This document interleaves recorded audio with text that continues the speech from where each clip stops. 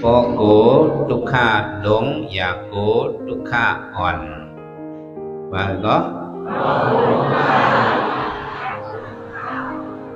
ว่าโกทุกขะหลงเนี่ยเขาอย่าไปโกทุกขะอ่อนเนี่ยอันนั้นว่าโยกีมาขัดใจเหตุการณ์ตรามันนั่งอยากหึงต้งหนึ่งเนี่ยสองเจ็บว่าโยกีเขาสองก้นนะสองขึ้นนะเจ็บก็เจ็บก้นก็ก้นขึ้นก็ขึ้นเนี่ยพอติดตัวเขาเป็นลองเจ็บก้นขึ้นมาเนี่ยเนื้อใจเขานั่นฉันเป็นโทมนัสสะเวทนาเป็นเวทนาหังก็โทมนัสสะเวทนามันบอกว่าอันจีบอันก้นอันขึ้นบอกมาดีตัวขันตาเขาเนี่ยเนื้อใจเขาเนี่ยห้องไล่ใจห้องเจือกว่ะต้องเจือกอ่ะยกเยอะก็มันนั่งตาเนี่ยก็ทำเคยจีบสิก็ต้องเคยจีบก็พวกมันนั่งก็อย่าไปขาดจีบค่ะอย่าไปมีอันจีบอันก้นอันขึ้นสิอิดค่ะในห้องกันใครลองจีบอันก้นอันขึ้นเนี่ยเพราะอันจีบอันก้นขึ้นเป็นมาเนี่ยก็ห้องหันใจต้องหันใจอันหันใจนั้นเป็นโทมนัสสะเวทนาเสียเพียอย่าพึดเจอที่หนังว่าของเพื่อห้องยำฝึกมาการซื้อในเลยพอมานั่งเนี่ยเผอก็ข้างอีอ้อข้างผังมันเนาะก็เอาสลีได้ก็เคยกินโคไปมือข้างผังมันเนาะ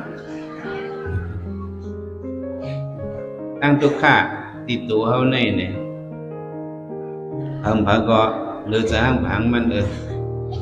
มันเอามาปีบังตาดีสีป้อเนี่ย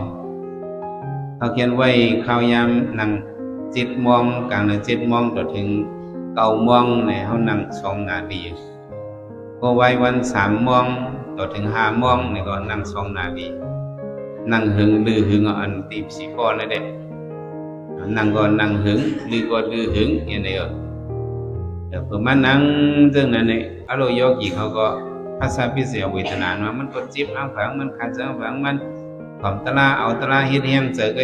โยกีนอนนั่นแหละเอาสั่งเฮ็ดเฮียงเจอก็เสียมาปันเสียสมาปันตลา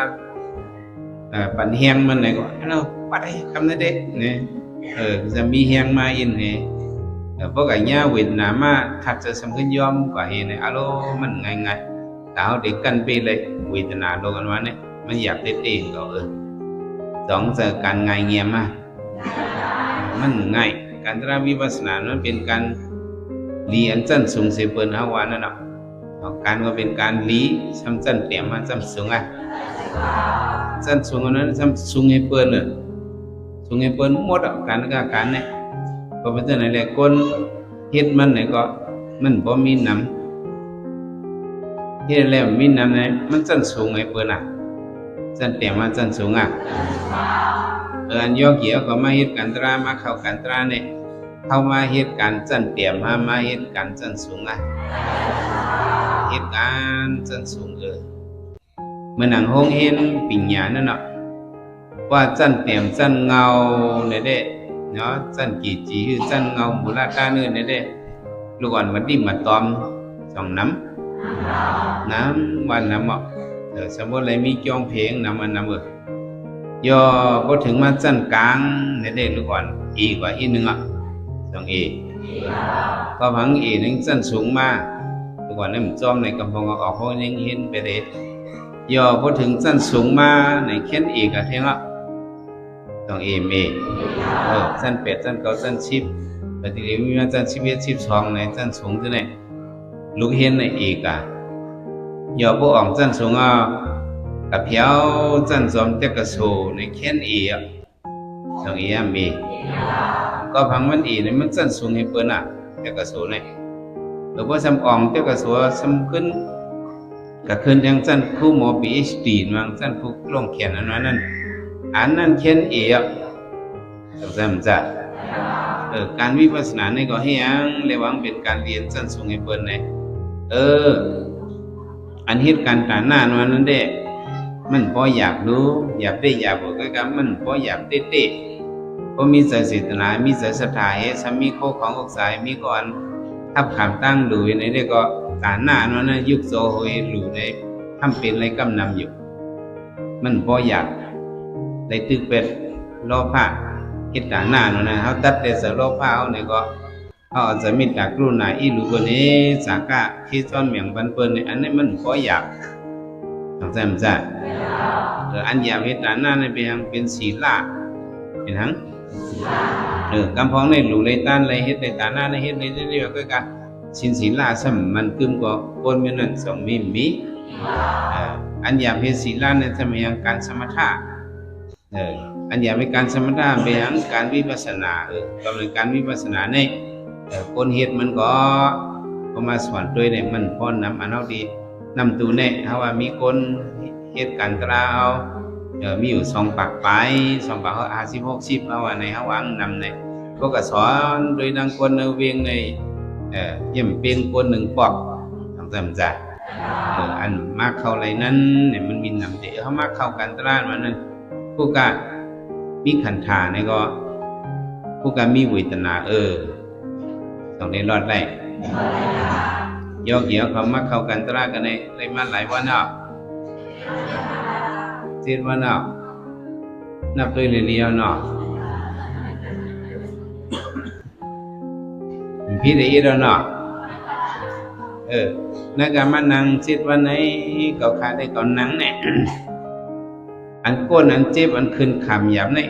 เขาได้มันปล่อยอีดเนี่ยได้ยุกมือเหนียวได้เนาะ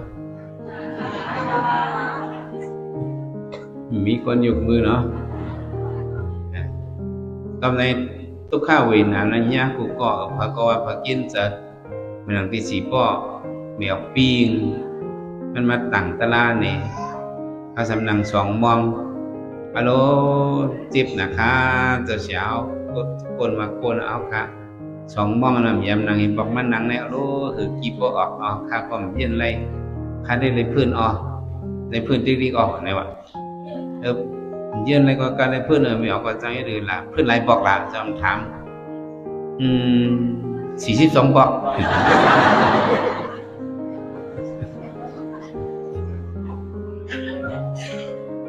ตามข้อพายเป็น40เลยเย็นเอาเลยออกค่าคัดจะเย็นไปกาจะเสียวว่าเขาคนปีอันว่าเนี่ยวิตนาเขาได้มันมีนำมีเปิ้นออกในหวังว่าที่ยังไม่ออกว่านั่นน่ะเขาคาปีในของพวกปีในเวกนำคารุในว่าน้ำหนักโตมีนำว่าพวกปีเนี่ย2 อาบใจพวกปีในน้ำหนักโตนำก็มันก็เตียงแห้งงอมก็จีบแห้งก็ในข้ามเย็นในคาได้เปิ้น42 บอกในขณะมันต่อข้าวไข่ลาดได้มีหนึ่งไหนด้วยค่ะในลาดเอกคุกไป3 กระเม็นลงจองป่ะย่อเลือกเละอันมาต่างตลาดตามมันนั้นจะเป็นนายยอมเป็นนายหังนายยอมมาคุกไปจะไปหางนายยอมติดต่างตลาดว่ากันค่ะใครไปด้วยนายบีลงไก่ก่อนเห็นไหมวะไหวด้วยว่านายบีลงคนไรป้วนไก่เอาเนี่ยเช้าค่ะอันนายปีหลัดนั้นมันเมียนให้อิดมาเนี่ยวะอันเจ็บในเป็นเฮาก้นยอมค่ะก้นปีเนี่ยมันเจ็บอันก้นยอมมาเนี่ยวะใจโยเมียวยอมนายปีนั้นโตทบมันตีเลยมันก็นักตีเลยมันก็มาหลัดมันเจ็บตีมันซื้อค่าเช้าทั้งเพียงเขาก้นยอมก้นเต้เนี่ยวะก้นปีเนี่ยเพราะเขาหนัง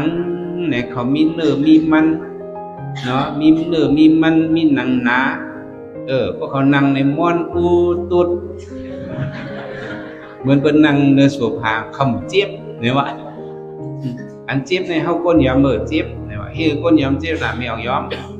แล้วค่ะก้นยอมเนี่ยมีเนื้อมีมันเนาะก็มีหนังห่อลูกเกียนกากเฮก้นนั่งเนี่ยเนื้อเกียนเนี่ยมันเจี๊ยบเขาในเจี๊ยบเหก้นเปรี้ยวเอามาไหนวะนายยอมก็เข้าไปเห็นลงฝ่ายเอาเรามาสอนด้วยวนด้วยนายปีก็ว่านายปีเป็นยังไงเปิดจีบเปิดต่างจัดนายยอมก็สมานนายยอมจีบเปิดต้องว่า ขาสองก้อนนั่นเด้ตัวมาเอาตลาดตัวมันเปิงกันสองเปิงเหมือนเสียงกลองพี่น้องเขานำตูไห้ครับเขาเมื่อเอามันนั่นเสียงกลองเขาว่าตื่นเบิง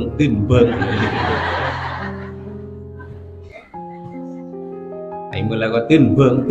นะครับเรียกนั่นน่ะก็มีขันฐานว่านั้นเด้เวทนาเนี่ยมีหางผางมันยาวต้องสามสัตว์กินใส่หางผางมันเลยกินแต่ไหนก็เที่ยงไหลเขาสมัครเยื่อหน่อยในดิกลามันนั่งขับก้นในเยื่อริบเย็นแรงของดิกลาเช้าก็สมาเยื่ออะไรก็เยื่ออะไรก็เยื่อ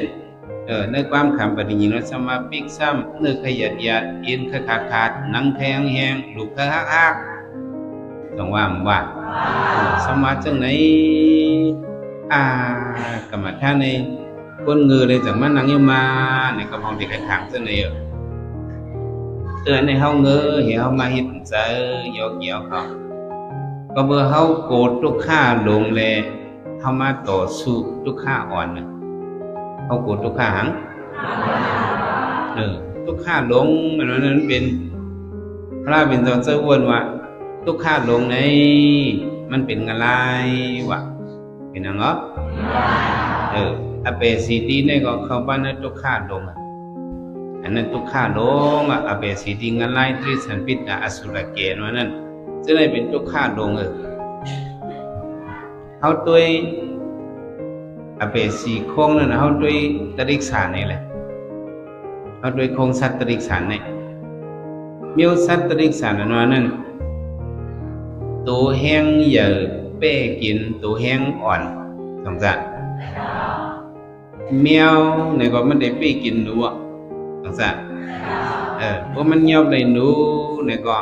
มันก็เอาเตะคบเตะต้องคบเตะงามันนิบสองเหลี่ยมมันคบนั่นสองคบเรียนคบรอคบมันก็โหนุแกรบในลงอย่างเข้ากับเต้นั่นเลือดออกเต้หนูนั่นก็โหงปองเต้จิบสองเต้จิบแตะหนูตัวนั้นสองห้องแตะนี่เป็นตริกสันหนึ่งกันมีเพี้ยนนิกจักกันครบกินสิ่งกินตั้งริบตั้งเลี้ยงอันนี้เป็นทุกข้าเมียวหนึ่งทุกข้าลงสงสัยมั้ยจ๊ะพุ่งว่าเอากินนกหวานช่างมันเอากินนกจอกหวานช่างมันจะไหนก็เขาก็กัดเขาแน่ๆตีนเขามือเขาแล้วก็เนีบเขาก็ยังตียักตีหนังก็หลอกต้องเขาปล่อยปล่อยพวกกับแถวตีก็ซบแรงเขาก็คบใส่ให้ตื่นมังหยาบในนกอ่อนจะก็ห้องจีบห้องเตจีบฮักเลือดยางต้องใส่อันนั้นมันนั่งตลาดนี่เขาว่าความเอาไว้หนาความแข็งใจเขาปิกซ้ำเนื้อขยัดเอ็นขาดนั่งแทงเงียงหลุกฮักเนี่ยเขามันนั่งนั่นสองเนื้อย่อกี่เขาสองหยาดเอ็นสองขาดเนื้อขยัดเอ็นขาดนั่งสองแหงลูกสองฮักฮักผู้วันมาเข่าหิงในมันก็หายออกหรืออันจีบอันคืนนั่นน่ะก็ยินเสียงหิงเลยสองหายอันเฮาเนี่ยมันฮักเต้โยกิเขามันตัวเตเคไงกันก็ลูกกว่าในตัวเตเคไงอันนี้อันเฮาเจ็บบุกคำเวทนาเฮานั่งนี่อันนี้เป็นห้องว่าทุกข้าอ่อนในก็ว่าในโยกิเขาห้องอย่างห้องว่าทุกข้าอ่อนก็ทุกข้าลงเลยเป็นเงินไล่ตริสันปิตาอสุรเกณฑ์นั่นเสือมีสังสีคบกินถึงกลางยี่พันในอ๋อด้วยละอันเป็นในวันนั้นเอาวิดีโอซะนั่นคบเตะลักเตะกินเตะจันเตะฮักเตะตายเตะนั่นอันนั้นเป็นทุกข้าตั้งลิบเดี๋ยวสิเนี่ยทุกข้าลงเสียบนเนี่ยก็เป็นเงินไล่เนาะเป็นกันแล้วเป็นเงินไล่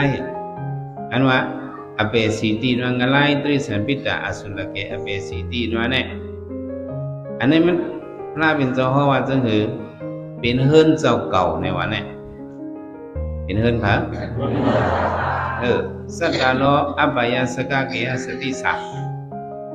ส่วนกันต้องหมายเวลาว่างะไลตริสันปิตะอสุรเกนั่นเป็นเฮือนเจ้าเก่ายาเหมือนหนังเฮือนเจ้าเก่ายาวะสักการะอัปปายาสกะเกหสติสะเนี่ยงะไลตริสันปิตะอสุรเกนั่นเหมือนเฮือนเฮาเหมือนเฮือนเจ้าเก่าอันนี้ยกกี่เขาว่าเขามาเมืองกนเนี่ยเพราะไหนเขามาเมืองกนเนี่ยเขาก็มาเป็นแขกไปเนี่ยเขามาเป็นแขกเนี่ยมาเป็นอะไรมีโอแขกอันว่านั่น2 day อยู่หึงอยู่หึงทำมาอยู่ในเมืองกนก็50 60 70 80 90เต็มปากแล้วทีเดียวเนี่ยมันเต็มอ่ะคนเต็มปากในนั้นมีเนี่ยเนาะสงสารเขาก็มาอยู่ในเมืองกนเนี่ยมาเป็นแขกทางหลังมันก็พอถึงขิงมันเนี่ยต้องได้เมื่อเมื่อกันหลายๆเพราะไหนซื้อเมื่อขึ้นเฮิรนผ่าเฮิรนมันวะพระเป็นสวะคนตาย100,000ผีตาย100,000อันขึ้นหอดถึงสุคติ1ก้อนเนี่ยมีวะในโลกาเนี่ยพระเป็นเจ้าเป็นคนมีมักตาติบอะไรเปิดโดยติบสักโคอะไรเปิดโดยคนตาย100,000ผีตาย100,000เนี่ยอันขึ้นหอดถึงสุคติเนี่ย1ก้อนเนี่ยมีวะอันที่พูดว่าอายันโลกตนุกิทัพวิปัสสติสกุโนสาลามโตวะอัปโปสกายกิสตินวะนั้นอัปโปสกายกิสตินวะนั้นคืออันฮอดกะดีสุคตินวะนั้นมันอีนะวะมันอีนะเพราะนั้นพวกฮอดสุคติอีเนี่ยอันฮอดดีสุคติฮอดกะดีตุกติงะไลตริสัมปิตะอสุรเกนั้นมีน้ำในต้องสามจัดเพราะนั้นแหละเขาได้มาเป็นแขกเมืองกนไงพวกเขามือไหนขึ้นมือกันอะไรขึ้นมือขึ้นเฮิรนผ่าเฮิรนมันไงวะงานไล่ตริสัมปิตะอสุรเกเนี่ยเป็นเฮิรนเจ้าเก่าเนี่ยก็เป็นเฮิรนเจ้าเก่าเนี่ยเพิ่มเพิ่มก็หมอมือหางผางมันหนึ่งเมื่อหนังว่าปังตราเขากันใน10 วันเต็มเขาซิมปังตราเขาโยกีเขาโตโคตบเลี้ยงเอาเด็กขึ้นปอกมือเอาเนี่ยตับดูเขาจะสู้คำจอมส่งก็2 หมอมือดูเลยจอมส่งว่ามาจอมส่งก็2 หูตั้งมือมัน2 หมอมือหางกุ้ยหมอมือเฮียงล่ะเฮียงในหมอมือเนี่ยเป็นเฮือนเฮาลูกเฮือนผ่าเฮือนมันลูก2 3 จัดงานไล่ตริสัมปิตะอสุรเกนั่นก็เป็นเฮือนเจ้าเก่าเนี่ยพระเป็นสวะเพราะเป็นเฮือนเจ้าเก่าในหมอมือหางผางมันตับดูก็กระส่งเอาวะ2 ดูก็ส่งเฮียงเลยสมาธิเลยหมอมือหางผางมันหมอมือหางผางมันเนี่ยเขาหับสินเปียดไว้เนาะยอกกี่เขาเนาะต้องได้ไล่เลี้ยนน่ะนะเขายอกกี่เส้นในกูก็กูกวนเกิดเป็นกวนมาอยากดอดถึงวันเหมือนใน2 ยามตบยุงตาย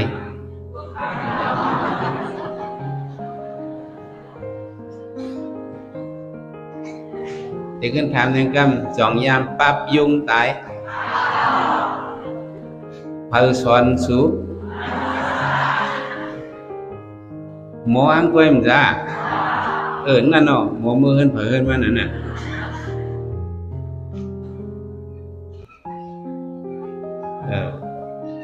การเบิกมาเนี่ยผมสอนก็มันหมออังกวยมันหมอมือเฮิรนเผาเฮิรนมัน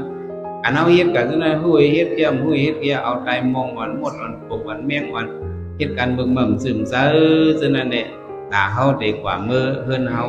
อันเป็นกะไลตริสัมปิตะอสุรเกนั่นแต่ว่าเฮาได้เฮ็ดจังนั้นนี่ก็ตามมันเอาเฮ็ดกันนั่นแหละมันสำหายรู้2 หายเฮาฮู้เฮ็ดก็ย่อหมู่เฮ็ดก็ย่ออันนั้นยุ่งอันนั้นมันตายกว่าเตียวลูกต้องซะยุ่งอันนั้นมันตายกว่าเตียวแหละมันเป็นกรรมไปอันนั้นน่ะมันได้เอาเฮาว่าขึ้นเฮิรนเจ้าเก่าสัตตาโลอัปปายาสกะเกสติสามเรียกว่าถามติงอะไรมีปุ่งหน้าเท่าก้อนหนึ่งสูงเป๊ะเม ขึ้นมือดินนี่ลอยกิสกดว่ะอันมือเถอคอเป้แม่แหละเดี๋ยวหลู่ผีว่ะเดี๋ยวหลู่ผีร้อยว่ะเมื่อมัดคอเป้แมวเนี่ยหลับผ้าหลับเลี้ยวมันเลยงามๆเป้แมวตัวนั้นให้น้ำตาย่อยตกให้พวกมองงุยอยู่กำมาเป้แมวตัวนั้นขึ้นโคพวกมองงักว่ะบงหน้าจะมาตัวเป้ตัวนั้นหลักไล่ยะมันก็ป้องทั้งคนผมนะเป้เมดูในเมื่อโกตายเลยกำโขกำไฮยะถามจังไหนเป้ก็ขึ้นลาดความอีดีมาชนบันกันเป้ก็ลาดความผมนะอันเก่าให้อันว่านั้นเก่าอีหนูเมื่อไรเก่าให้วะอันเก่าโขอันว่านั้นเก่าได้พ่นบทเก่าเลยเก่าโขเก่าโจมเนี่ยวะไม่สำอีดูเก่าให้ยังผงหน้ามั่มโหอันละเป็นผู้สวนละเป็นอาผู้สวนในมั่มโหเมื่อถามว่าพวกเธอข้อเก่าเป้เมเหตุต่างผีในเด็กเลยผู้สวนในมันไรเป็นอาผู้สวนมาไกลโหเอาอะไรเงี้ยมาอย่าเป้ตัวนั้นว้าวไม่หรือเงี้ยมีจัดหนึ่งในก็เป็นเมนสองเฮิรนแขกสมาเหล่เฮิรนเฮาซ้ำมีพักหางเลี้ยงแขกมีพักเนื้อพักปลามีพักหางเลี้ยงแขกเลยก็ว่ามึงจังให้ดื้อแขกมากกว่าอันหนักแขกมีเฮ็ดพักหวานเลี้ยงเขากว่าก็กว่าไผ่หลังเฮิรนแต่มีเป้อ่อนตัวหนึ่งเนี่ยว่าเป้เมอ่อนตัวหนึ่งไปก็อย่าก็งำคอมันเนี่ยถือคอมันเนี่ยก็เฮ็ดเนื้อเป้เลี้ยงแขกก็วันน้ำวันเปิดก็ตักพักวันเปิดก็มือกินหวานจ้าเนี่ยเปิ้นยองเขาก็จ้วมวัดจ้วมเนี่ยว่าอากุศลนั้นเนี่ยเขาก็เฮ็ดเนี่ยเขาก็อะไรขำผมนะมันเลยหรือขำล่ะเขาเลยกระจกอะไรวะกระจกกันแล้วปีมันเนี่ยหึงว่าหึงเอามาใครโหหึงกาหลักผมน่าสำคัญหึงกาได้ก็อ่านอะไรอ่ะคนเป้มีหลายเส้นก็หึงกันหน้าหนองว่ะคนเป้เนี่ยมีกะมีหลายเส้นอ่านอะไรว่ามีมีน้ำก็เลยขามอะไรหึงกันหน้าเนี่ยออกมาทางจางมันเนี่ยเนาะก็เลยขึ้นมาตายเป็นเป้ติ๊กคนเป้มีหลายจัดก็ตายเป็นเป้หลายปอกเปิ้นซ้ำถือข้อเก่าจะไหนกูบอกแบบมาใครรู้ว่ะสัตว์ในพวกมาถือเก่าเย่าเนี่ยบวชเก่านั่นปีเอาก็ได้ป้วนเอามีพมาถือข้อเก่าแทงเอาก็จุ่มไปเลยก็สังโคอันเก่าให้นั้นเก่าให้ต่างมือเนี่ยว่าเมื่อเด็กๆก็ขามซึ่งไหนคงน่าว่าบ่เป็นไหนได้ถือข้อปีข้อปีข้อไก่ต่างทีเนี่ยมีไอ้เกี้ยวเนี่ยก็มีเราเป้เมอก็กำห้องมาตายเอาcả hai lông mơก็เลยจุ่มมอลิมอเลี้ยงมาไว้กับหมอมาตายเปเมงว่าเมื่อก็ตายหมอตายก็ยอกมันไหนเด็กก็คิดถึงก็บวชวันหลังก่อนลำมาเนี่ยข้อเขาตื่นได้พูดเห็นว่าข้อมันตื่นไปนะกำบันไฟเฮ็ดปีมาก็เลยเมื่อเลี้ยงมาลิจุ่มเปเมนั่นเนี่ยลงลอยมาตัวมาเผียวตอดกลางลอยก็ผ้าผ่าสติลอยคิดซึโกเกมาหินจากบางหินอันนี้เสียนลงมาพัดเสือคอเปงปลาบในขาดพูดไปแล้วจะรู้อันนี้มันเป็นทางไหนอากุศลเราเฮ็ดไว้นั่นเนี่ยเจ้าเก่าเฮ็ดก็เจ้าเก่าได้เลยขำไว้พอเฮ็ดพอได้เลยขำมันหายสุกว่าเนี่ยก็อากุศลในมีน้ำวันนำมือหังผังมันมีกุก่ออัปราเปรียวิตเนียกรรมในกรรมมันเราเฮ็ดมาฉะนั้นอากุศลอะไรมันซ้อมไม่ว่าหังผังมัน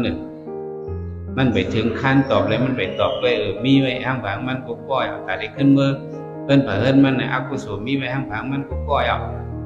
ของเมียก็กะขามงานไล่นั่นมันเป็นตีขำกินใส่ทุกอย่างเมืองเหลือเมืองใหม่อะไรบางงานไล่เนี่ยเป็นเมืองหังเนาะเมืองเหลือใหม่ๆอันเฮายกกี่คำว่านังตลากลางวันเฮาว่ามันใหม่เนี่ย มันเป็นอะไรอันไม่ดินที่นำตูนี่เป็นไม่อ่อนแกอันไม่อะไรนั่นเป็นทุกข้าลงต้องจำจัดอะไรในมีกุมเมียวมันเหมือนกับอันห่อมาดีนั่นนี่มีสระกาก็เป็นเมียวหนึ่งอันพระเป็นเจ้าห่ออะไรลงเป็ดเปิงอันนั้นก็เป็นเมียวหนึ่งพูดด้วยอันนั้นแต่อารมณ์มันดีตื่นพันโกเฮน่ะมันมีดีเปี่ยวใจอีดึกแต่ที่ถวยเจอหนึ่งกำอันนั้นก็มันดันถวยเลยอันเอาโยกิมันนั่งตราเจ็บมาแต่ที่ก็ไล่อันเอาปงเจ็บหรือเฮียงมาเนี่ยเอาโยกิเฮ้ยจะลงหนึ่งกำเนี่ยยังอยู่สากายอยู่จ้าอันตกอะไรนั่นเองมันเลยอยู่สามันเอาอะไรรอหากลุ่มปีเข้าวันนี่แหละเนาะอะไรรอหากลุ่มปีเนี่ยติงโซกาลาตกเนาะยอรู้ว่ามหายอรู้ว่าตับน้ำมหาตับหน้าเนี่ยอะไรรอหากลุ่มปีอะไรอ่อนนั่นก็ปุ๊บมันเอาเข้าจมน้ำเนาะน้ำลึกในปุ๊บลงป่านนี้มันหึงไงเขาสั่งกันถึงก้นชายมันเอาขึ้นมาติดตองไงจ่องขึ้นพุทธขึ้นมาบนน้ำลึกในเลยลงหึงอีกหนึ่งสองจัดบนน้ำตื่นในก่อนเพราะอย่างลงหึงก็กำไว้มันขึ้นฟูมางานไรโลหะกงปีเขาจะเนี่ยปุ๊บโจมกว่าเนี่ยเนาะอันก้นใจสีก็สุดด้านหน้าซออันหากดหน้าเฮินตายยี่เบิ่นกระดกนั่นเพราะว่าโจมลงกว่าในต่อเปี้ยวแถวปืนมันนั่นในหึงกาหือในถึง60,000 ปีเมืองว่ะหลายปีเมือง60,000 ปีเมืองในเลือดไม่นำเลี้ยงนำต้องในไหลเขาในต่อรากเกาหูเนื้อหูตาหูโซหูหูหลังหูไปน้อยไปลงนำจนนั้นไหลเข้าไหลออกกันน้ำเลือดน้ำไม้เนี่ยสองอาบตีเปียวมันจ้างช่วยเจอลงนั่นโลจมพูดจมแม่ลงกับที่ดิพวกกับเชิงกับพวกเราพวกขึ้นตีนขึ้นไหนเหยียบเงี้ยปืนมันเอาขึ้นตอกขึ้นมาก็ถึง60,000 ปีเนี่ยจากในขึ้นฟุกก็โหมา1 กำว่ะ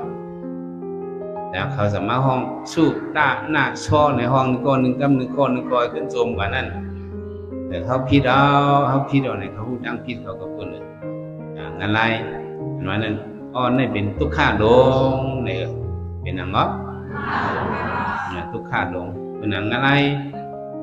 มาครบในก็มันก็เป็นงานไรอ่อนก็งานไรมาครบจะไหนงานไรขึ้นต้นไม่นิ่วจะไหนงานไรคือไหวจะไหนเป็นงานไรอ่อนก็อันนี้ก็ป้นง่ายๆต้องย่อเกี่ยวเขาต้องยำหันมาเชี่ยวอ่อนมาลงจะไหนครบเรียนแขนยอกจะนั่นต้องก็ยำหันเขาหิมกันครบติดเข็บตินจะไหนต้องยำหันคนตกงานไรก็หนาเห็มมาครบจะนั่นเนาะตัวก้นนั้นตกอะไรในเหมือนแขนยอกนั่นเนาะเหมือนเข็บดินนั่นเนาะเขาลักเมื่อจันสองอาเบเกี่ยวอันนั้นเป็นทุกข้าลงเป็นอะไรงานไรเต่าใหม่นั่นก็เหมือนหนังเขาเอาเนื้อลิงเนื้อลายไว้ในเหมือนหนังเขาเอาคือเนาะเอาคือเสือพักในเปียดเฉินเนื้อเต่าแรงว่ะเปียดเฉินเนื้อแล้วพวกเอาคือเปียเสนเตาเลี้ยงในสองแผลพอแผลบ้านี่ก็เหมือนนั่นเนาะเพราะอะไรกับตกงานไล่เนี่ยกับตกนั่งงานไล่เตาเลี้ยงนั่นเนี่ยก็ตัวเขาเนี่ยเตียบปุ๊บพับพวกขึ้นเนี่ยตกขึ้นเป็นโดมเหมือนขึ้นเตียบนิดๆเยี่ยวอะไรหิวพอไปเนาะนี่เป็นงานไล่อันนี้ซึ่งในเป็นลูกค้าลงย่อกี่เขาเป็นอังก็อันทุกข้าดงให้เพิ่นได้ก็เป็นมหาอวิสีนั่นเนาะงานไรเป็ดจันเนี่ยมหาอวิสีนั่นเนาะเพราะในงานไรมีกันหลายขนาดเจ้าเนี่ยในหลิงในไรว่าได้พ้นลงหลินเมืองกว่า15,000 เฮงอยู่สนาในเป็นงานไรขับหมายหนึ่งลงแทง15,000 เฮง15,000 เฮงอยู่สนานั่นเป็นเป็ดจันเนาะแถวเกียนกลางงานไรนั่นเนาะอวิสีนั่นเนาะเพราะในอวิสีเนี่ยทำเป็นเจ้าคือละทุกข้าลงมันน่ะสีนาผ้าเป็ดนาเมืองในความใจเฮาว่าก็สีนาผ้าเป็ดนาเมืองมาจากไหนเพราะเป็นอวิสีในเฮาว่าสีนาเฮไผ่เนื้อเฮสัมไผ่เตยเฮาว่าเป็นหกนาไงไหลหนัก สัตวานในกระดกอวิสีนั่นเนี่ยเขาทำไรหรือขำเนี่ยมันเหมือนซึ่งหมักกองอ่อนถันมิดงาก็มีถันมิดโถข้ามก็มีถันมิดโถลิ้นก็มีถันหมักขามก็มีถันหมักกอกก็มีหมักอ่อนแต่ไหนเนี่ยถันหมักปินก็มีถันหมักปุนก็มีถันหมักโปก็มีถันเตียงจำหูลงก็มีถันก้อนหินลงก็มีถันก้อนหินลงฐานเฮือนก็มีก้อนหินลดฐานร้อยก็มีอันนี้อันดาซุ่มในสำลุกตั้งออกในมาตั้งตกหมักหินจะนั้นตั้งเชียงเป็นหมักไผ่ละลายสำลุกตั้งตกมาตั้งออก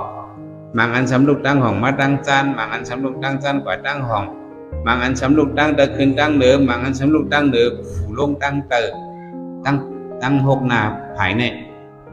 เป็นไผ่งานลายหลงจนนหมดอ่ะมือเจ้าหมักกองมาจับใส่ตัวเขาในปองผัดนั่นอันนี้เป็นอวิสีในขำซึ่งในว่าซึ่งใน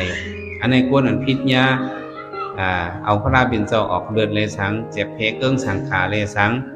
เอาปอดตายเลยสังเอาเมตตายเลยสังเอายาหันตายเลยสังเจ้าเนี่ย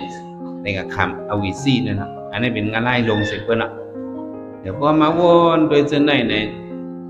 เขาเจ้าเนี่ยก็มันจังกับตกงานไล่อวิสีอันนี้ก็พอทำไปไล่ตลาในเด็กเขาจังยาเสียพิษเดจังปักพิษตกอาเปอต้องสั่งตัวกูว่า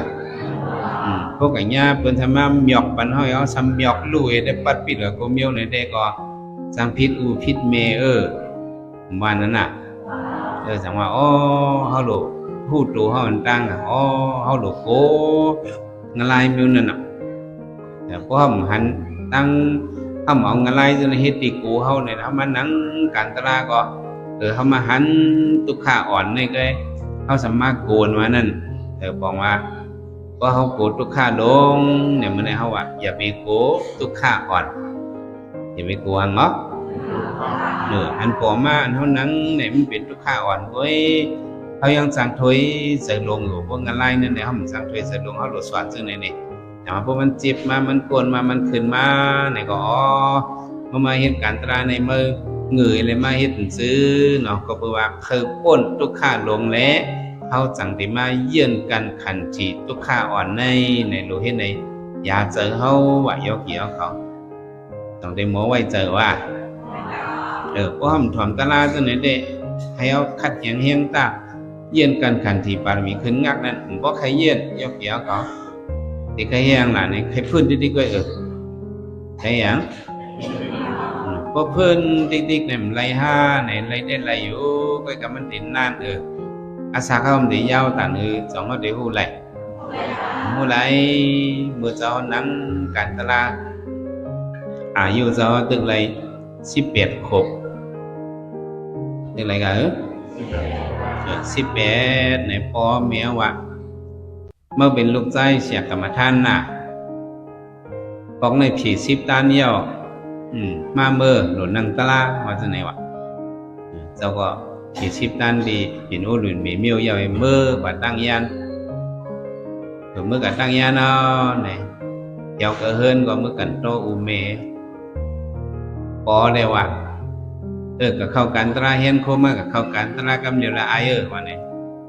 พอขาเนี่ยมัดหรือความบูเป็นการแมวในสมัย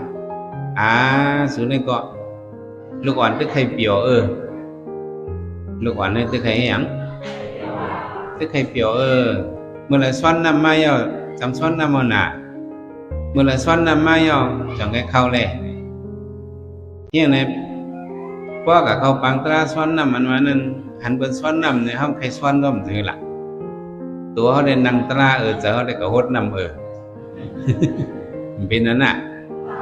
เมย์เขาได้วนหันเจอนั่นเลยอย่านั่งยิงปันซ้อนน้ำในมันหรือมาเปียวซ้อมไต้กองน่ะปันเปียวให้ซ้อนน้ำอยู่ลีๆงามๆจังได้เข้านอนลูกนอเนี่ยถามที่ไหนวะซ้อก็ไหนพ่อมีบัวก็มตักเสียงเอาเคยมีลูกว่าเลยไหนวะซ้อนน้ำหดกันเนี่ยซ้อนน้ำลีๆงามๆเนี่ยเจ้าก็แก้นโคเลยเข้าตลาดนี่จ้องจะมายงมีก้อเหลวติ่งติ้วยกกี่นี่มีก้อเหลวติ่งติ้วกันมีน้ำมามีก้อเนี่ย ก็เหลวติ่งติ้วเนี่ยเพิ่นว่าเนาะความไตว่าก็เหลวติ่งติ้วนะแมวเนี่ยมาปั่นแห้งใจเข้าใจนั่งเลย1 วันเนี่ยมี24นาทีมีหลายนาทีแมวมาปั่นแห้งใจเข้าใจนั่งเลยเนาะ1 วันเนี่ยให้นั่งเลย10นาทีมาฮู้เนี่ยว่าเข้าใจเย็นเอาลูกเจ็บปวดแต่ไหนแม่เตหรือเย็นล่ะเย็นเลยลูกก็แมวมาปั่นแห้งมาจึงใช่พอมานั่งเลย1 นาทีในเมื่อได้เลยนั่งเนื้อปุ่มเมในเกาเดือน10 เดือนน่ะในวะได้เลยนั่งเนื้อปุ่มเกาเดือน10 เดือนวะได้เลยขึ้นตายเกิดนั่นน่ะจังซั่นซะเนี่ยก็มาเย็นเลย1 ไหน 2 ไหนในเมื่อนี้ใครก็เย็นอันเกาเดือน10 เดือน5เมื่อวนด้วยแหลงว่าอันนี้มันโจทย์จะโหดบ่มานั่งตลาดนี่ใครขึ้นเนี่ยก็เมื่อใครก็ยากเกาเดือน10 เดือน5มาไหนเยือนกว่าที่เกิดอีหยังในบ่เลยก็อยู่เกาเดือน10 เดือนว่านั้นปนเฮามันก็เป็นตุกข้างเขารู้ยอกี่เขาวนด้วยแหละอยู่ในต้องเมนั่นเกาเดือน10 เดือนใน2อับเปียวเปียวถ้ามาสอนด้วยเป็นตัวขันธาเหมือนกันน่ะเป็นเอียงเหมือนนั่นเด้ที่ถามด้วยยอเกี่ยวครับเจือนเลยอายุ60ขึ้น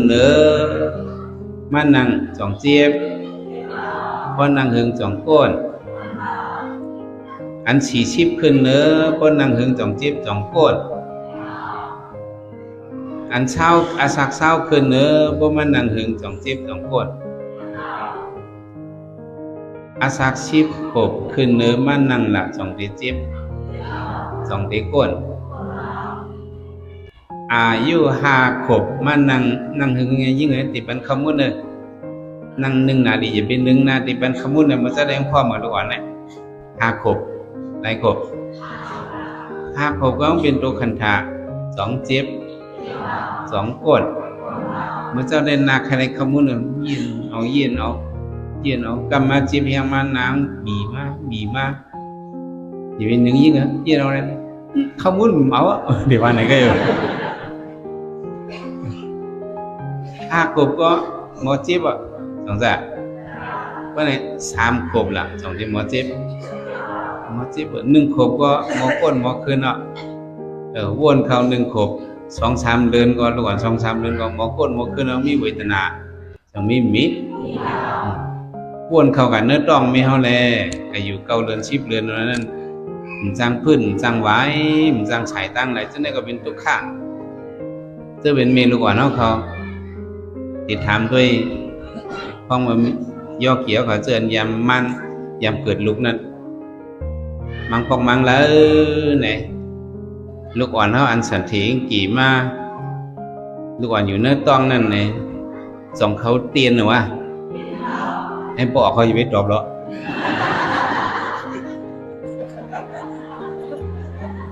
คนใจหมูหลงอยู่นี่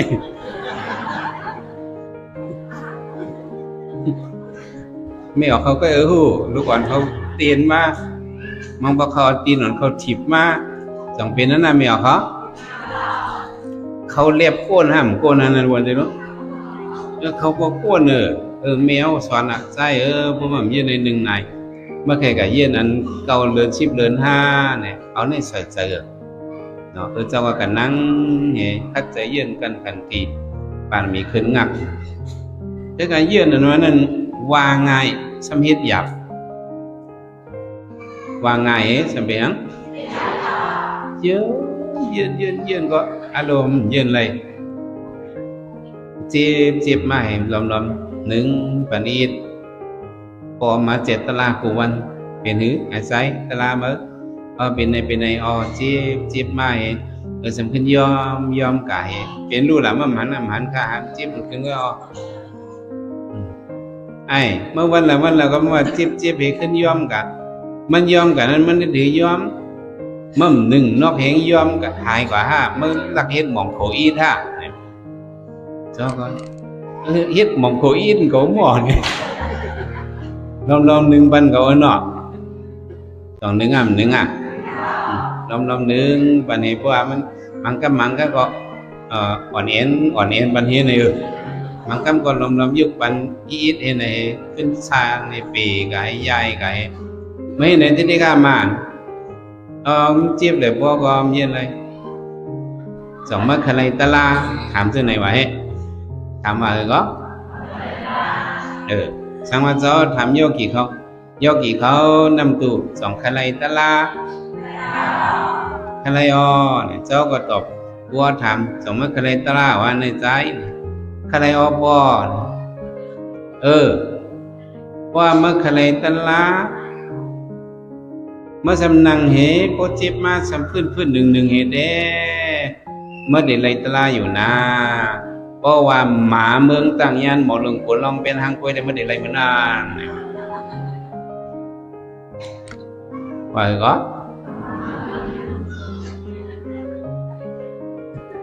เพราะหมาเมืองต่างยันหมอหนึ่งคนลองเป็นหางกล้วยเมื่อไรเมื่อเด็กไรตะลาเมื่อนั่นเนี่ยว่าในอ้วลูกไอ้ปลายไว้หงกึดเมเฮาไปจ้องมาวนด้วยสมานั่งเห็นพื้นหนึ่งเห็นสมาติไรตะลาเมื่อไรหมาเมืองต่างยันหมอหนุ่มคนหางกล้วยมีหมาต้องได้หมอหนุ่มคนหางกล้วยวนมาเมวัวละเนี่ยมันจะพอยเงี้ยมีหมาหมอหนุ่มคนหางกล้วยก่อมซื้อกล้วยไหนเด็ดใจในเด่มจังไรตะลาโยไหนทำใจเรียกกันไหมเมียว่าพวกคัดใจเย็นก็ไรไหนวะคัดใจเย็นไหนเห็นไหนเย็นไหนมีนะมาสอนป่านนี้ก็คัดใจเย็นด้วยอะไรเย็นได้เย็นว่างก็เจ้าได้เพราะอะไรเย็นหึงพอเขาได้อะไรเย็น38 นาทีบ้างวะพอฉาลงเนี่ยมันนั่งเห็นป้นเวทนาในเย็นเกียนเย็นกันทีปารมีขึ้นง่างใน31 นาทีมันถึงได้ป้นอันเจ้าได้6 นาทีเจ้าเย็น6 นาทีของป้นเนาะได้เย็น6 นาทีเอาโลหมักขามเนี่ยมันง่ายให้พวกเด็กเนี่ยเลยเอาอังใส่โกโก้ตุกข้าหลงอย่าโกอังอย่าโกตุกข้าอ่อนอันจีบมาในเป็นตุกข้าอ่อนก้อยในที่เลยในก้อยวางใจโยกีเขาก็ไม่เรียกเมื่อเขาเฮ็ดเวทนานุปัสสนาสติปัฏฐานเอาเวทนาเฮ็ดเป็นเปิงลงมาในยักเวทนาให้ว่าหันกว่าเป็นรู้นั่นในเขาซ้ำหลวงหมอไว้วางใจว่ะหลวงหมอให้ยังย้อนนี่ซ้อมมันสิกาละนังพระเป็นสวัสดิ์ดูเลยหมอไว้วางใจมันเมียนในเจ้าเขาเมื่อเหตุการณ์ตรานะอันซึ่งในมันเลยถอมมาเรียเพราะหมอไว้วางใจมันเมียนอะไรมังเป็น6 นาทีจังได้พ้นแล้วนะเพราะหมอไว้วางใจมันเมียนได้มันหมอกนั่นหลบทีไรหรือไว้วางใจนะหมากมง2 ต้นว่ะย่อกี่เขาเอามงหลายต้นต้นหนึ่งไหนมีนอกวางเฮินเฮาตัวหนึ่งในมีกันละอาดาแทงตัวหนึ่งสมีนาวางเฮินเฮามีกันละบางบง2 ตัวไหนเตียบออกต้นมากก็เหมือนกันต้นใหญ่มากก็เหมือนกันหมากมากก็หมากเหมือนกันป้งก็ป้งเหมือนกันสุกเหลืองก็เหมือนกันหวานเจี๊ยบเหมือนกันทั้ง2 ตัวนะอายาสางย่อถึงหนังวันหนึ่งมาเขาดึงอยู่เนื้อเฮินเอายินเสียงลูกอ่อนมอปั้นจ่องเขาก็งอกด้วยดีหูประแดงหาเนาะลูกอ่อนมาคืนกินหมักมงนอกวางลูกอ่อนคืนกินนั้นเขาเป็นเจ้าเฮิน2 หัน2 หูลูกอ่อนมาคืนกินหมักมงนอกวางเขาก็ตุ้ยนั่นแกเกี้ยวเน่เนี่ยจะเขาว่าจะเกี้ยวเน่มองนอกวางlýจะเจียวมวยเจียวไว้ผมไปตัวกามไปมวยไปไว้ในกำก็มาพัดเมื่อมาซึ้งมาหินมาตกใส่มุ้งเรียกเขากำมาที่มาจับยำหาเฮินเอาหมันเขาไว้แก่มองนอกวางในlýจะเจียวมวยเจียวไว้ละมือเอาวันไหนอยู่เนี่ยจะเขาเนี่ยlýจะเป็นขุดปลาหักปลาหงเข้มเข้มเนี่ยวะเนี่ยจะเขาว่าจะเจ้าเฮินจะเผา เอามาหนังขึ้นเฮือนเอาแอมแคมให้เฮ็ดเมียวอยู่กำมาทำยินเสียงลูกอ่อนมอมาแฮงห่ำตำใจขึ้นหนังงอกเงียกด้วยดีเฮิรนผู้ปักติ๋วผู้เลี้ยงห้องหันเอาก็ไม่ลูกอ่อนในลักขามโหมาแถวมานาวางเฮือนเอามักคืนปิดหมังมงนาวางก็ไม่มักคืนปิดกันแล้วมักคืนปิดหมังมงนาวางเฮือนเอาคืนพวกแถวปลายคนหนึ่งเขาก็หันเอาลูกอ่อนมักคืนหมังมงนาวางเอาหน่อยก็ไม่จ่องเจ้าเฮิรนจะเป็นยอเขียวเขาจ่องเทว่านี่จะเอาป้าหักป้าหงเนี่ยก็ไม่จ่องเทว่าเช่นนั้นว่าจ่องพ่อมาลูกอ่อนมาเอาหมักบงนั่นพ่อตีเห็นไหนก็ย่าตีกันล่ำตีล่วงกันล่ำกันลืมลูกอ่อนพอลงกันลืมกันล่ำลูกอ่อนเนี่ยก็ติดไปลอยเจิงโยกีของไปงานติดเรียนนะวะเรียนงงยงยังกว่าลูกอ่อนก็สำเร็จก็เสร็จลูกอ่อนก็ไว้กวนเปิดด้วยตังเฮือนกองเลยให้ไหนวะลูกอ่อนก็เปรียบตีต้นไม้ให้คล้องด้วยงอกด้วยหันเอานาเจ้าเฮือนเรียนมาคนเท่ายงเลยเรียนลงมาลูกอ่อนก็ปันเชียงกันเจ้ามันมาเรียนเอาเจื่ออยู่เนื้อตัวก็จากกีการกิ้งในตกมันอะไรบางบงเขาก็วักให้เรียนไปรื่อเขาคนเท่ากันล่ำลูกอ่อนซ้ำคืดสองคืดลูกอ่อนจกคำหัวมาเลยหายกว่าเอาขึ้นปอกมาเผียวดีมหมักบงเนื้อวางเฮือนเอาเผียวเติมต้นหมักบงนั่นมาหาหมักบงตกเตียกอันเตียกก็เตียกอันก็อันจิงฮักก็ฮักอันก้านก็ก้านแหนตุ้ยฉะนั้นหันหมักบงตกลงมาพวกหมักมือลงกันก็ไม่เนื้อเสือโยกีเขาเจ้าเฮือนในปีหังพิจารจิบเจอลูกอ่อนปุ่มสั่งเมมซ้อนเขายังไปซื้อกินไปซื้อหลูในลูกอ่อนจะได้มาเอากาพิจารณาน้ำตาเสือพวกแกออกเลยวันไหนเขาโหลดถามด้วยเจ้าเฮือนทุกตามือเบิ้นมาปิดหมักมงนอกวางนั่น2ตื่นเจอว่าในหมักมงนอกว่างนั่นเข้มเจอหมักมงโยหมักมงนอกว่างหนามเจอหมักมงโยหมักมงมึงเหมือนกันก็เฮียงมือเบิ้นปิดกันนอกนั้นเขาสำตื่นใส่เฮียงเบิ้นมาปิดกันนอกว่างเนี่ยเขาสำตื่นใส่พอมาวนไปจังไหนอันไหนพระบิณฑบาตเสกกายาติทีวะอย่างเหรอเสกกายาติทีเนี่ยเขาว่าหมักมงเนื้อวางในเขาว่าเป็นหมักมงเก่าในอันไหนเอาเขาตุกข้าในเป็นอันไหนอันนั้นว่าเป็นของเก่าในอันไหนตุกข้ามันจืดของเขาหรือไว้ใจเส้นนั่นแหละเขาโยกีมานั่งการตลาพองมือตุกข้าวินนะของมาจิบมาขึ้นมาก้นมาเน็ดมาหนามาขึ้นหยับขันเจอมาพองมาเป็นเสื่องหนังนั่นอันเฮาโยกีเฮาได้เลยไว้ใจจึงเฮาได้เลยไว้ใจว่าอันจิบอันก้นอันขึ้นในเป็นหมักมงนอกวางได้เลยไว้ใจจึงไหนวะเป็นหมักมงกันแล้วพอไว้ใจหมักมงนอกวางเนี่ยเฮาจิบตูกุ้ยเฮาจิบใจอันนี้เป็นย้อนนี่สมนสิกะละเนี่ยเฮาหลุดสอนให้มันป่องเสือตะลาอันไหนปุ๊บป่องเสืออันไหนเนี่ยได้ก็เฮานั้นตะลาเนี่ยก็มันเจ็บมาก้นมาขึ้นมาก็เป็นหมังมงกันแล้วไว้จะว่าเป็นหมังมงนอกวางก็เปิ่นใครปิดใครฮักใครกันใครถักใครกุดป้าหักกุดป้าหงก็เติงมันละเนี่ยเขาไว้จะอะไรจึงนั้นเนี่ยอันนี้เป็นยอนี้ซอมันสิกะละห้องว่าลองไว้วางใส่หมันแม่เนี่ยเขาได้เลยเห็นในไว้วางใส่ว่าโยกีเขานะว่าโกโกทุกข้าหลงอย่าโกทุกข้าอ่อนอันเขามาขามอยู่เนี่ยอันนี้มันดึกเป็นทุกข้าอ่อนเว้ยว่าโยกีเขาเป็นทุกข้าหังเขาหลุดปีเจอเขาเพราะเขาจำได้สิ่งปานขันถาเขามาเนี่ย vì tận hao này khi đi giờ gì anh không mang nhau thì liệu này vậyคนทองกูบอกเขาว่าไว้คนอันจำเดรู้หายตายคอยนั่นตั้งกินจากเขานั้นเหมือนหนังหอกเฮงมากปักว่ะเหมือนหนังเหรอเหมือนหอกเฮงมากปักเหมือนไพ่เฮงมุกสุมว่ะเหมือนหนังเพียง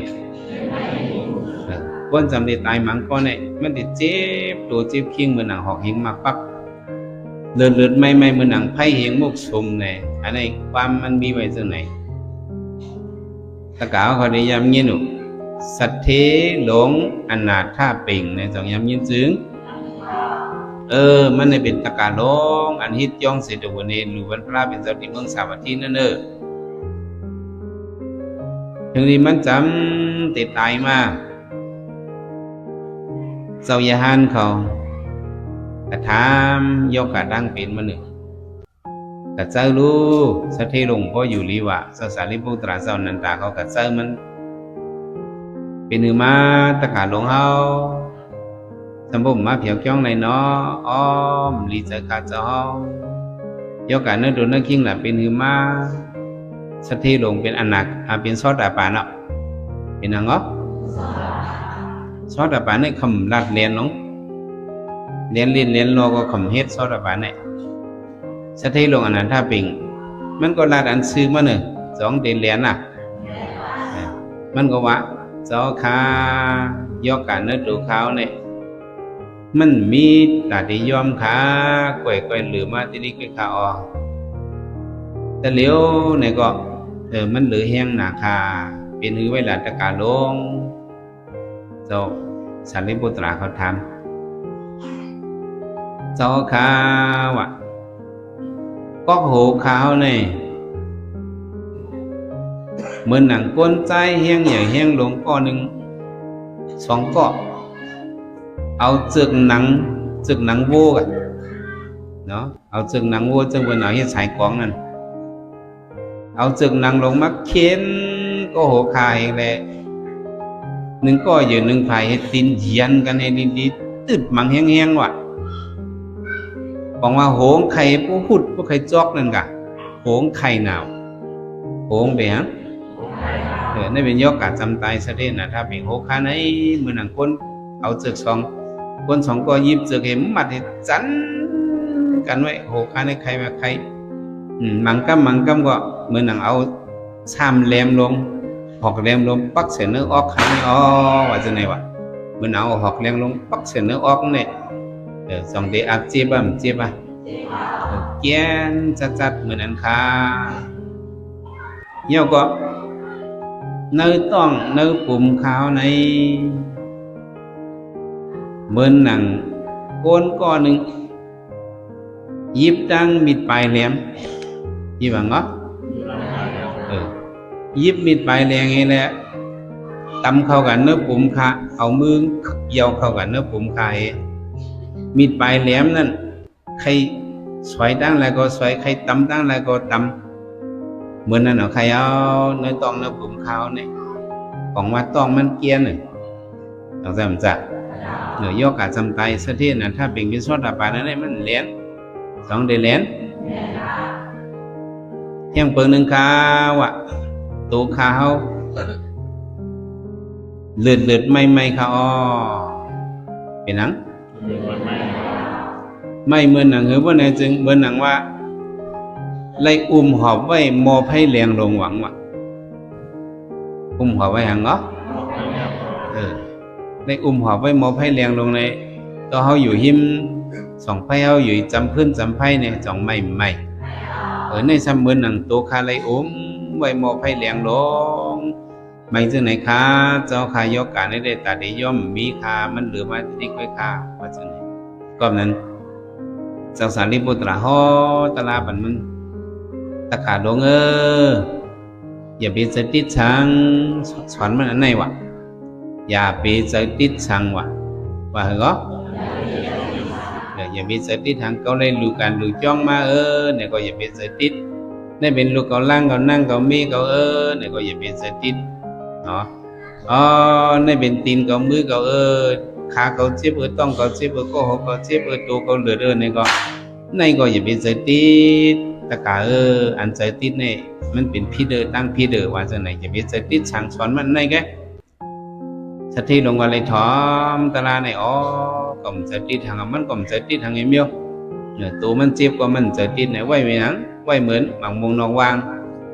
ไว้เหมือนหนังเป็นใครปิงใครห้างใครปิดใครถักใครพันเรื่องมันลามใจติดทำมันก็มันใจติดทางเขาตลาป่ะพ้องเหมือนนั่นไงสะเทลงน้ำตามันย่อยมามันไหมันไปหังมันไห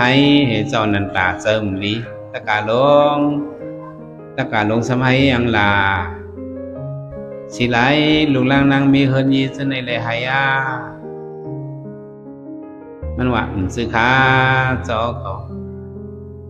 ซึ่งนางอันตลาเจ้าสารีบุตรหอบันคาตกาในเฮียงเจ้าขมหอบันคาเต็มเจ้าในว่าเฮียงหอบันเต็มเจ้าในข้าก็จำติดตายจะมาหอบันในข้าก็บ่มีเฮียงแต่อยากตลาติดเต็มว่าข้าในสังว่าข้าได้ถอมตลาในเต็มเจ้าเสติทางในได้สันตลาข้ามันได้ขึ้นสูงในองว่าจังไหนว่าเจ้าสารีบุตรตะกาลงตลาอย่าไปเสติทางให้เลยเจ็บขาเลยทำยอดสิ่งกูสำกูเบิ้งเนี่ยโกนเฮากูก้อนในมันเป็นไรว่าจะไหนสสารเล็บบุตรว่าชัดที่ลงว่าเจ้าขาอย่าไปทางเล็กก้นเฮินเนาะก้นหมังก้อนเนี่ยเขาในมันเป็นก้นหนังหมางหวังว่าเป็นก้นหนังหมางแล้วนี่พอตลาก็กิเลสาคมบ่ใหญ่ก็มีข้าอยู่นะเพราะว่าก้นเฮินก็ในตลาดจะไปเสติทางในเจ้าเขาหอบันคาแลเนี่ยสติหลงต้องป่านนั้นมันก็ยากตลาดสิ่งสุดป่านในจันทรางก็ขึ้นกว่าพ่อมือมันตายนั่นเนี่ยสติหลงนั้นถ้าเป็นเนี่ยเนาะจังว่าวิตนาเขามือพ้องจำแต่สิ่งที่รู้ที่หายนั่นเนี่ยก็มันแค่ตีหรือแห้งเสียนเขาเป็นหัวตะเหลียวเนี่ยจังว่าพวกโกรธทุกข้าหลงอยากโกรธทุกข้าอ่อนเนี่ยเขาเลยมันนั่งมียังเขาต่อสู้ตลาอยู่แต่เหลียวในเฮายังตึกมีแหงคัดแข็งแหงตาอะไรอยู่ยกกี่เขาต้องใส่มันจัดเนี่ยเฮาตึกมีแหงปีเดมาในปีไหนต้องมีปีเดมาในมันเด็กขอมเนี่ยต้องใส่มันจัดปีเดมาเด็กขอมเด็กอ่อนกับเส้นในกับนั้นปีไหนเฮาตึกมีหมามีแหงจังว่าพวกโกรธทุกข้าหลงโกรธทุกข้าอ่อนจังว่าเป็นซึ่งหึงมาก็ไว้จะเป็นหมังมงนอกว่างเนี่ยของเอาเหตุการณ์ตราเนี่ยเที่ยงเปิดหนึ่งก็บอกว่าเขาพึกตายนั่นโยกี่เขาพึกอย่างกูจัดกูปานนั้นเขาปนมาในการต่างเมี้ยวเนี่ยเขาได้พึกมากกว่าเมี้ยวการต่างเมี้ยวเนี่ยเขาพึกหมอมากกว่าเมี้ยวพึกลุยน้ำมือพึกขี่กาพึกขี่ยัดกาพึกเกี่ยวเลี้ยนเกี่ยวของพึกการเลี้ยนการไล่พึกเลี้ยนเมี้ยวนั่นพึกเลี้ยนเมี้ยวเนี่ยการก็กินนะเขาพึกมากกว่าเมี้ยวหมอมากกว่าเมี้ยวก็เป็นจัดก่อนยามหมอมาเลยจัดในมากขึ้นมาพึกของมันบ่หยาบนั่นหนังยามหมอมาลูกจัดก่อนเขายามหมอมานั่นอันพึกตายในเขายามหมอมาจัดในเขามาพึกของมันก็หยาบจงอับเจอมันก็หยาบก็หยาบถึงก็ไล่เขาถอมเอาตลาปลาเป็นเจ้าสังสอนเขาเสียสมาสั่งสอนว่าให้ได้ไว้จะเป็นหมองมงนอกว่างมาเนี่ยเพราะไว้จะเลยเชียนในก็เนี่ยก็เขาที่จิบตูก็เขาจิบใจมาก็ที่จิบตูก็มันจิบใจกูบอกได้เขาจิบจะไหนพวกจิบตูก็เขาจิบใจมากำเดียวกูบอกเนี่ยอันนี้ได้จิบตูก็หมองมงนอกว่างก็เนี่ยของว่าเขาจิบใจการคอนโทรลนั้นเนี่ยเพราะเขาจิบตัวมันก็เขาจิบป้าใจตรงนั้นเนื่องจากเขาเป็นโจมันสะเวทนาเนาะเป็นนั่นเองแล้วเด็กมันกลางค่ำรับสิ่งอีกเข้าไปหลงกว่าซ้ำกว่าปิดญามาอุดหักกับปิดญาหังมาอุดหักเห็นดังโฮเมตินเขาอันละซ้ำเกียนโฮเมตินเกียนน่ะด้วยอันไรเกียนมาอุดหักเกียนพวกปิดญาเนี่ยก็อารมณ์โอเมตินเขาหลอกไปเราก็ไม่ต ต้องเจ็บเจ็บพอเจ็บเอาเนี่ยเจ็บตัวมันก็ห้ามเจ็บใจก็ไหมต้องเจ็บใจอะลูยพี่เชื่อที่แบบอุยกกับพิษมักอุดเลย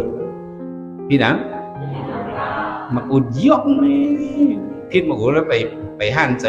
เพื่อดูเลยว่าเป็นอะไรกันในมูnên nó trở nên ọc to mà nó sao vì tình nào mà ở đây mình sẽ lông quay vang giờ màn miệt